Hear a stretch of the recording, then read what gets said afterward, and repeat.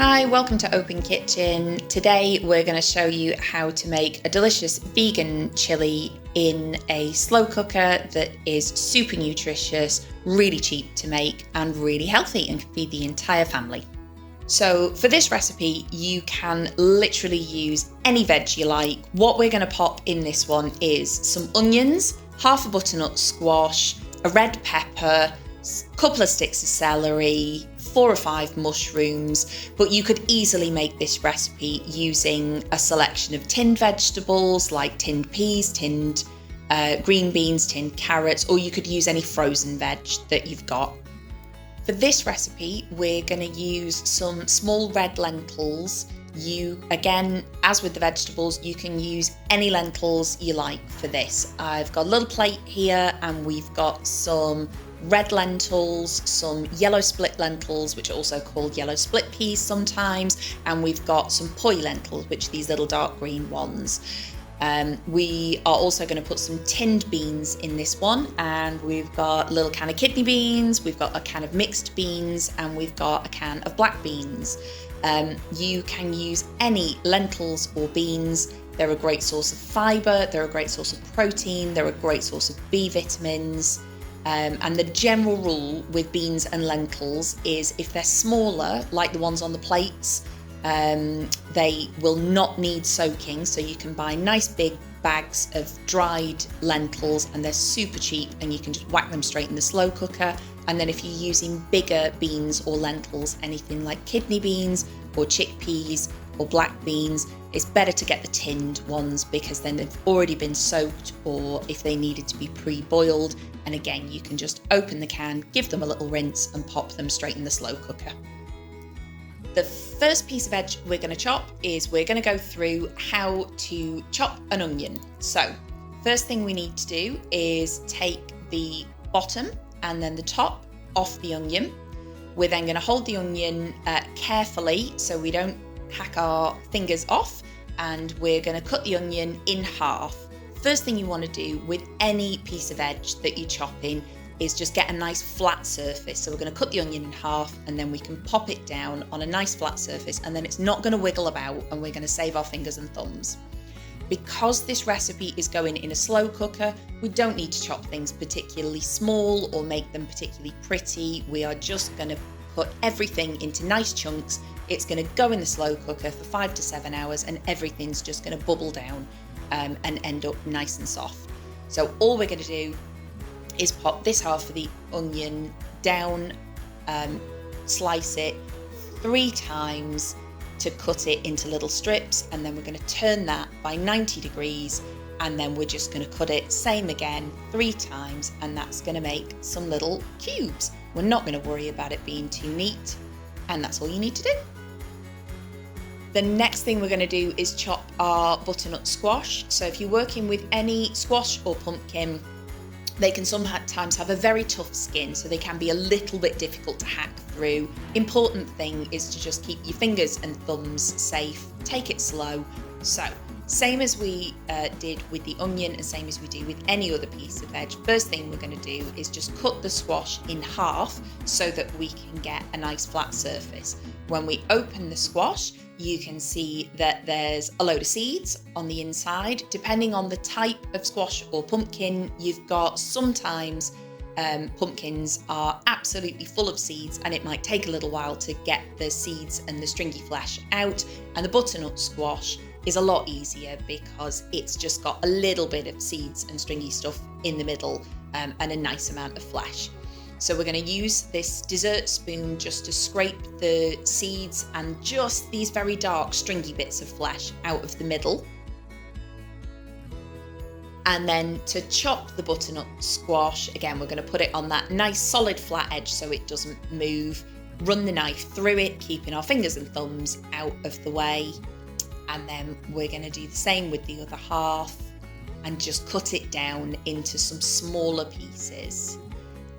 And the next thing we're going to do is remove this very hard skin from the outside. And all we're aiming to do is remove this slightly tough, lighter skin from the outside. And you can do that with a knife or a potato peeler if you've got one. And we're just taking it nice and slow and we're getting the hard, lighter skin off the outside and just stripping that off until you can see the nice orangey flesh in the middle.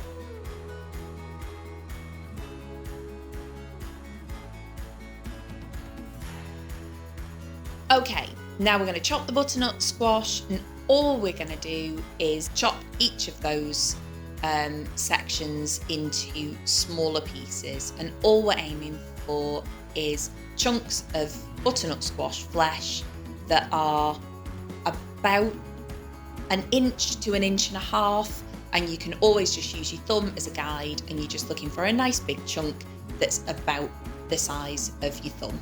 Next thing we're going to do is chop up our mushrooms. As with any other chopping, the rule is first thing we want to do is get a nice flat surface. So we're going to hold the outsides of the mushroom and bring the knife down, keeping an eye on our fingers and thumbs, and just cut that mushroom in half, and then we can turn it over and pop it on a nice flat edge.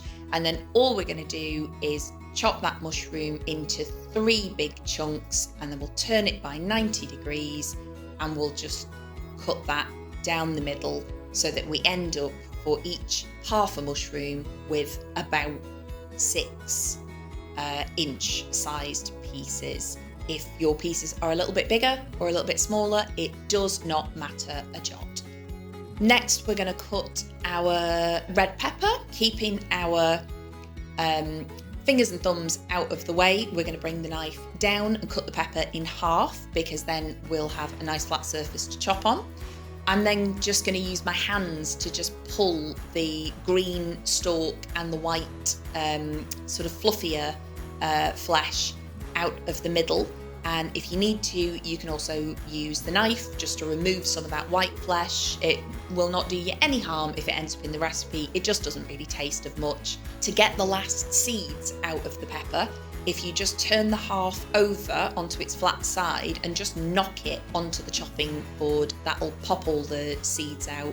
You can then just move those seeds out the way, pop them in the bin, and then to chop the pepper, we are just gonna run the knife down the sides and cut it into about 1 inch to 1.5 inches wide strips, and then we'll take each one of those strips, turn it 90 degrees and just cut across them. And again, all we're aiming for is to end up with chunks of pepper that are about 1 inch to 1.5 inches in width.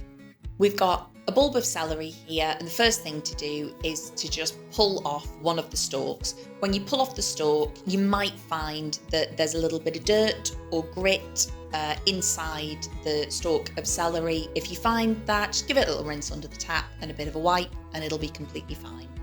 Next, we want to chop just the very end and the very top off. Again, not because they'll do you any harm, but just because they might be a little bit dried out. And then we'll cut the celery stalk in half, and the fatter end of the celery stalk will then cut in half lengthways, just so the top and the bottom are the same width. And then all we're going to do is slice across the celery stalk, and the pieces can be as big or as small as you like. If you really like the flavour of celery, you can leave them a bit bigger and there'll be nice big pieces in the recipe. Or if you're not that keen on it, but it's just there to add a little bit of flavour, you can cut them up a bit smaller, and they'll almost dissolve as the recipe cooks, and they'll just add a little bit of flavour and a little bit of fibre. Everything's chopped. And the next thing we're going to do is pop everything in our slow cooker. So all the chopped veg goes in, and then we're going to add 200 grams of red lentils. We've weighed them out here and then popped them in a mug, just so you can see what volume that equates to. And we're looking at basically around about a nice big coffee mug full of red lentils. Any type of lentils you like will do. I'm just using a dessert spoon to add all of the spices. We're making a big batch that will serve 6 people as a meal on its own. So we are going to use quite a lot of these spices and herbs, but they are making a nice big quantity. So we're going to pop in 1 heaped dessert spoon of garlic powder or garlic granules. We're going to pop 1 heaped dessert spoon of ground cumin. 1 heaped dessert spoon of paprika, and then we're also going to pop some chili flakes in. If you don't like spicy food, you can leave the chili flakes out completely. If you want a chili that's really nice and mild, you can just pop a teeny bit in, a teaspoon or even less. And if you like things spicy, which I really do, you can pop a dessert spoon of chili flakes in. We're then going to pop 1 teaspoon of salt and 1 teaspoon of ground black pepper in.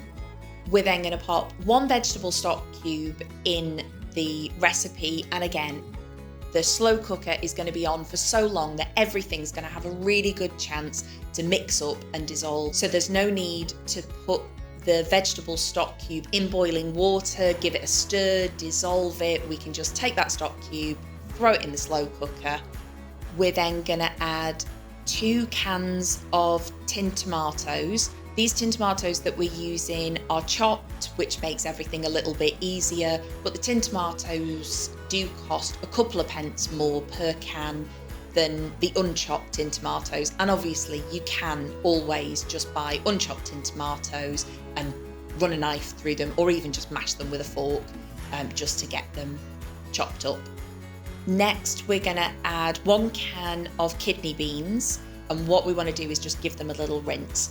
If you have a sieve, you can just pour the can of kidney beans into a sieve, give them a little run under the tap to rinse them, and then throw them in. If you don't have a sieve, it's not a problem. As you can see, what we've done here is just put our hand over the can, turn the can upside down to shake some of the liquid out, and then filled that can with water with the beans still in it, give them a little shake and a wiggle, and turn the can upside down with your hand over it again. If you do that a few times, it will give the beans a good rinse, and you can just drop those straight in the slow cooker in with the recipe. We're gonna add some water after it. Cold water out the tap is fine.